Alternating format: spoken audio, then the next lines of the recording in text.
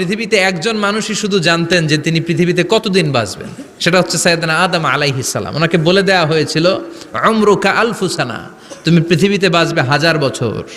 কয় বছর? সাইয়েদনা আদমের সামনে অনেকগুলো রুহু রাখা হলো।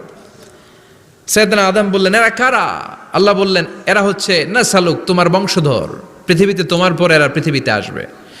সাইয়েদনা আদম বললেন, আল্লাহ ওই যে একটা রুহু দেখা যায়, এটার নাম কি? আল্লাহ বললেন, হাদা ইবনুকা দাউদ, এটা তোমার ছেলে দাউদ, সে দুনিয়াতে নবী হয়ে আসবে, তার ছেলে সুলাইমানও নবী হয়ে আসবে।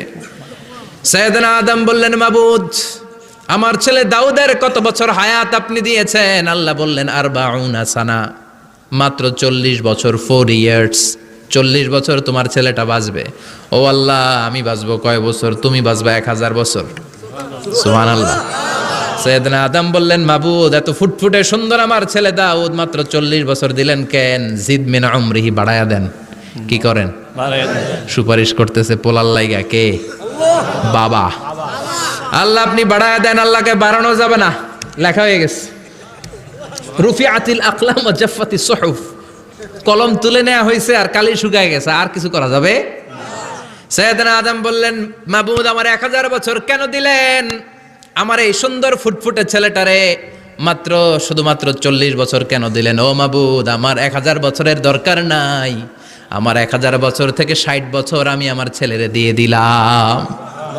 দাউদ আলাইহিস সালাম বাঁচবে 40 বছর, তো বাপ আদম যদি আরো 60 দেয়, 40 আর 60 মিলে কত হয়? 100। ভালো হিসাব বোঝে এরা। 100 তোর কয় বছর?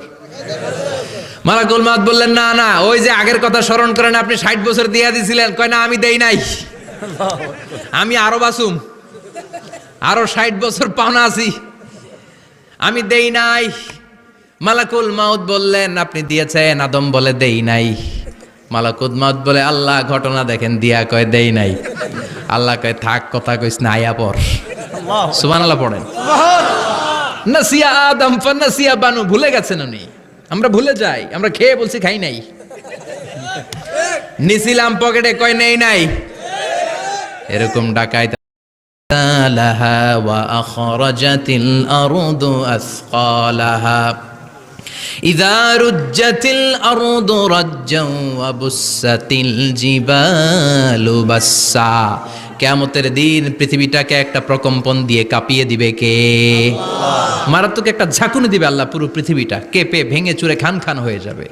এই ঝাঁকুনি আর আর্থকোয়েক, ভূমিকম্প এর ঘটনাটা যেদিন ঘটবে, ওই দিনটাও হচ্ছে জুমার দিন। চিৎকার করে পড়েন সুবহানাল্লাহ।